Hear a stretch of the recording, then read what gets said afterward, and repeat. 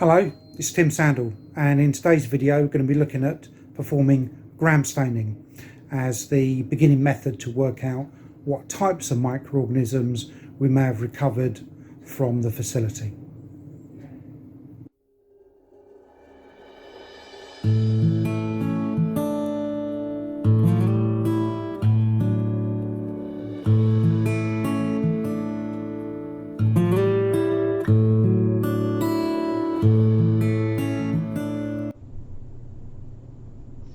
Okay, we're going to begin with having a look at the theory behind the gram stain, and then we're going to have a look at a video made in the microbiology laboratory of Victoire carrying out a gram stain.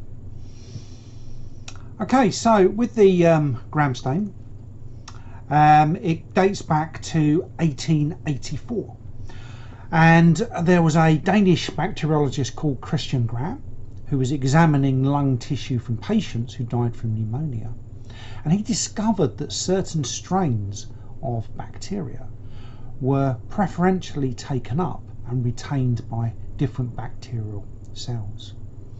And it was found that gram-positive bacteria have a thick mesh-like cell wall made up of a substance called peptidoglycan, and this can make up about 50 to 90% of the cell wall. And these organisms stain purple. Gram-negative bacteria have a thinner layer. Only about 10% of their cell wall is made up of peptidoglycan, and they stain pink. Gram-negative bacteria also have an additional outer membrane which contains lipids and is separated from the cell wall by something called the periplasmic space. And this lipid structure, incidentally, is the basis of endotoxin. And here we see a picture of a gram-negative stain to the left and a gram-positive stain to the right. So the first step of conducting a gram stain involves starting with a single colony and putting that onto a slide. So here we have a picture of a single colony being taken on a slide, and here it's important to make sure that we're taking colonies of bacteria that are still growing, and this is then often 18 to 24 hours old, and then we're going to heat fix them onto the microscope slide. And following this we're going to begin the staining technique, and the first step is the crystal violet step. So this is staining cells with what's called a basic dye, which is crystal violet, and this stains all bacterial cells blue to purple. And what happens is when it's in a aqueous form, crystal violet dissociates, and it dissociates into something called crystal violet positive ions and chloride negative ions, and these penetrate through the wall and membrane of both gram-positive and gram-negative cells. And the crystal violet interacts with negatively charged components of bacterial cells and stains all the cells purple. Now the second step of the gram stain is the iodine step. And this involves adding an iodine potassium iodide solution to the stain. And an iodine solution enters the cells and forms a water insoluble complex with the crystal violet dye. And when added, iodine interacts with crystal violet to form large crystal violet iodine complexes with the cytoplasm and the outer layers of the cell. Now the third step of the gram stain is decolorization. And for this third step, cells are treated with alcohol or acetone solvent in which the iodine crystal violet complex is soluble.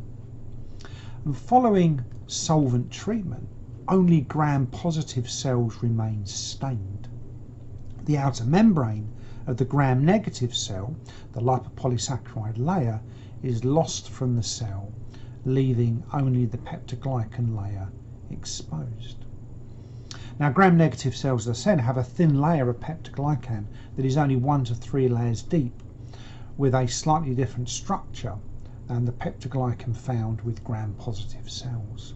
And with the acetone treatment, gram-negative cell walls are dissolved, and this allows the large crystal violet iodine complexes to be washed from the cell, whereas the highly cross-linked and multi-layered peptidoglycan of gram-positive cells is dehydrated by the addition of the solvent.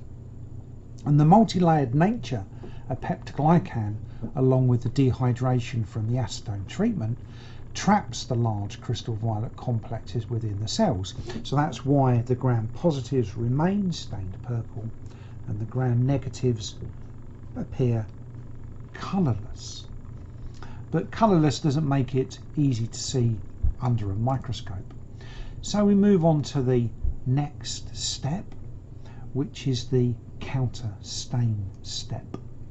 So after decolorization, the gram-positive cell remains purple in colour, whereas the gram-negative cell loses the purple colour and is only revealed when a counter stain is added. So the counter stain procedure uses a positively charged red acidic dye, such as safranin, in order to make gram-negative decolorized cells visible with a pink to red colour.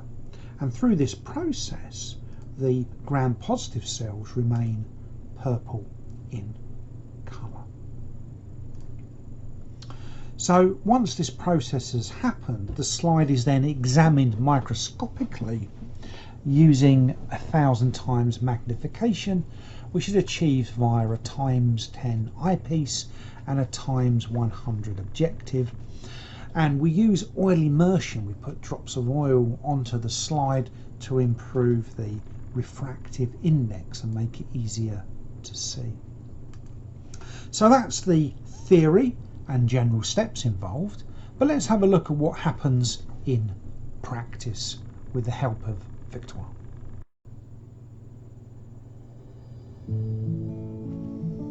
So here Victoire is marking up the slide.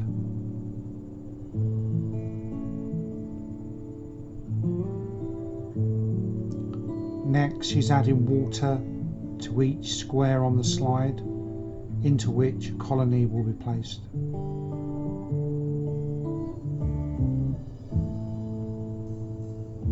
This requires control and precision.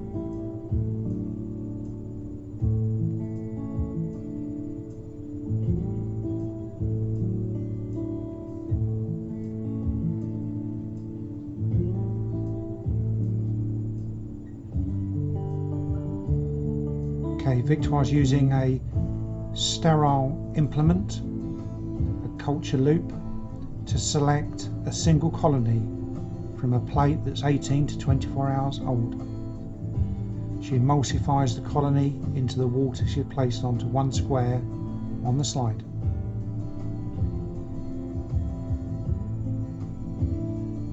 She repeats this until the slide is complete with a series of colonies for gram staining.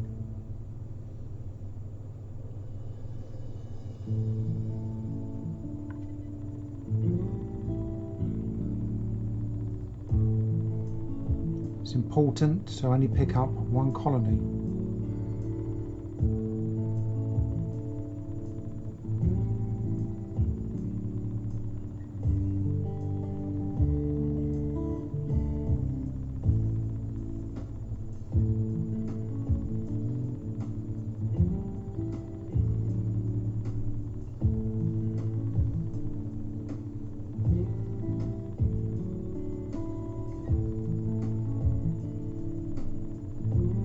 The emulsification technique is important.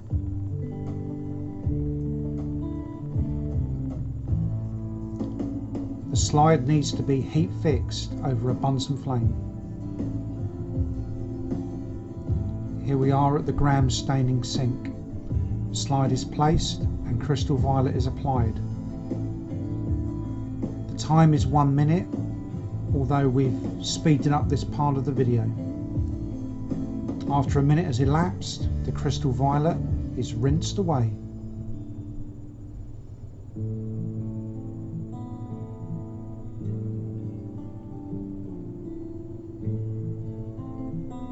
You can probably make out the purple stain on each of the emulsified colonies. Now iodine is applied, and again a 1 minute contact time.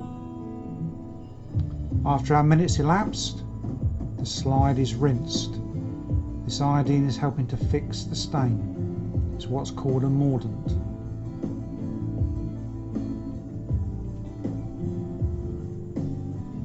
Once the iodine's been rinsed away, it's time for decolorization.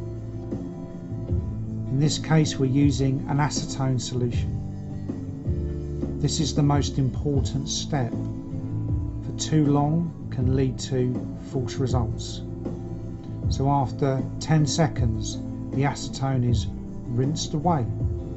The gram-positive cells remain purple. The gram-negative cells are going to appear colourless. This is where we need the counterstain.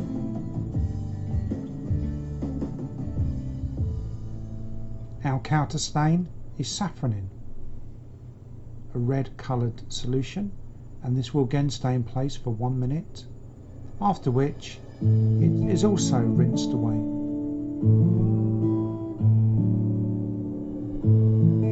So we'll have a mixture here of some gram-positive purple stains and some gram-negative red to pink stains. We need to dry our slide through a gentle blotting activity.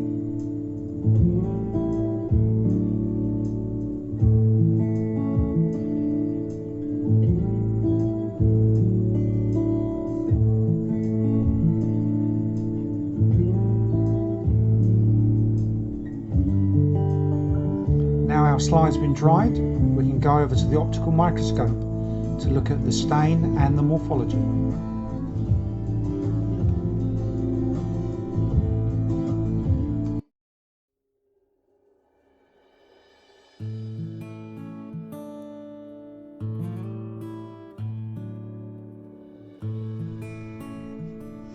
Okay, well let's have a look at Victoire's gram stains, which we've had to capture as photographs because they wasn't easy to go in with the video around the microscope. So let's see what Victoire's been looking at. So first of all, we've got an example of gram-positive rods that Victoire's captured here. These are probably some form of bacillus, and you can see they've got that purple stain and they are rod shaped, so great image there. Next along the slide there's gram-negative rods, so smaller in size, taken up the red-pink counterstain, so very different in appearance and showing that red-pink morphology. And further along we've got gram-positive cocci, so these are very large, very spherical, probably from a human skin contaminant of some description. So I'd be interested to see what the identification of that is. And there's also some gram variability, so perhaps a slightly older culture, again probably a bacillus-like organism that's undergone some cell aging. So we've got a mixture of purple, mixture of pink there, and this is where a lot of experience is required for the interpretation. And unfortunately with the final image from the slide, we've actually got a mixed culture there. So we've got some rods and some cocci. So this one we'll have to go back to the original plate and re-subculture to try and separate out the mixed colonies. But anyway, examples of gram stains in action. So thanks for those, Victoire. Great stains.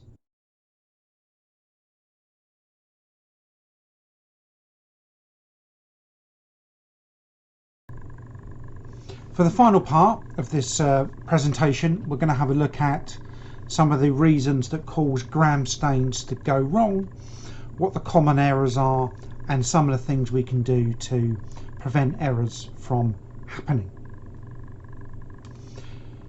Okay, so to begin with, let's have a look at some of the reasons why good gram staining matters. Well, good gram staining matters because the implication of errors with gram staining can influence the selection of the test method and test kit for the next stage of identification. And this is important whether it's a manual biochemical identification method like an API or a semi-automated method such as Vitek or Omnilog. Getting an identification wrong could lead to an incorrect root cause analysis, which impacts on all types of pharmaceutical processing, and also causing potential errors that could lead to batch release, especially when we're trying to work out the root cause of contamination.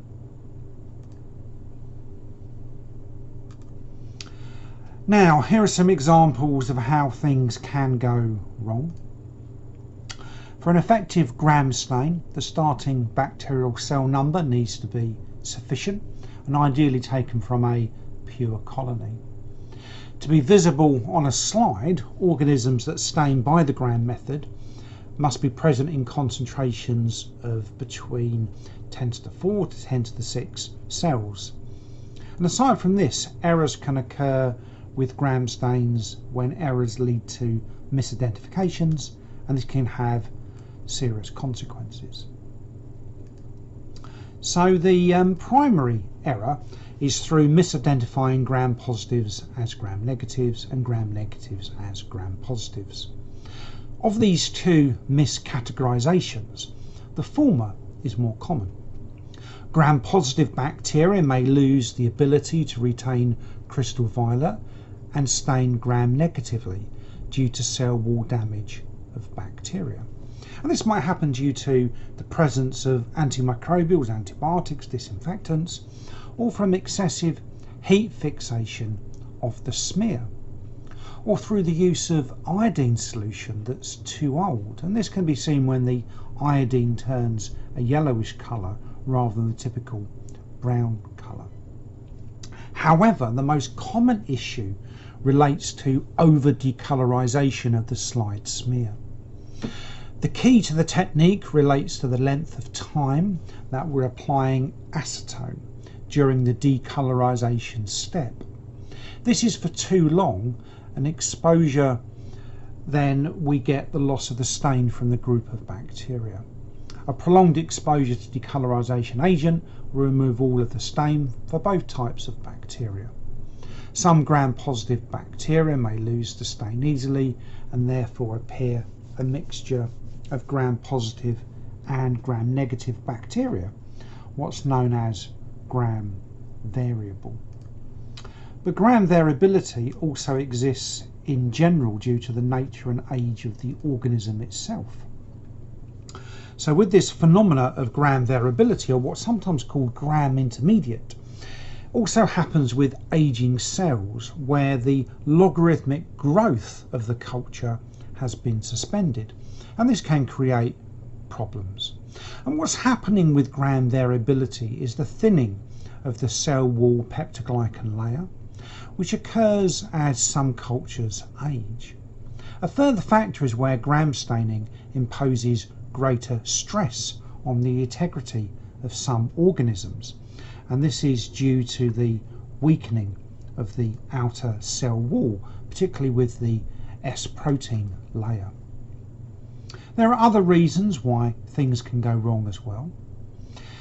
It's also possible for gram negatives to appear as gram positives, and this can occur when the smear is too thick, resulting in gram negative bacteria not being fully decolorized during the decolorization steps, and hence they can appear as gram positive. We can also add to the list of potential errors by considering when the smear is improperly heat fixed, if the iodine solution is too weak, and a failure to rinse properly between reagents. Detection errors can also occur through the failure to use positive and negative control smears on the slide, and this can mean that procedural inaccuracies can also go undetected.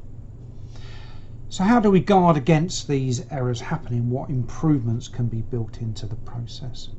Well, we need clear procedures, we need good, well-written SOPs. As part of the training process, it's important to practice, practice and practice. And also to make sure that the assessment is suitable. And then we can also have checks and balances through the full identification process, comparing the gram stain result to the plate morphology, comparing the gram stain result to later species identification, and assessing the gram stain through supervisory checks, and if necessary the supervisor will call out for a repeat test to take place. Okay, so this brings the entire presentation to an end. Thank you very much for your attention, and I hope the video has been interesting as part of your journey to becoming an expert microbiologist. Goodbye.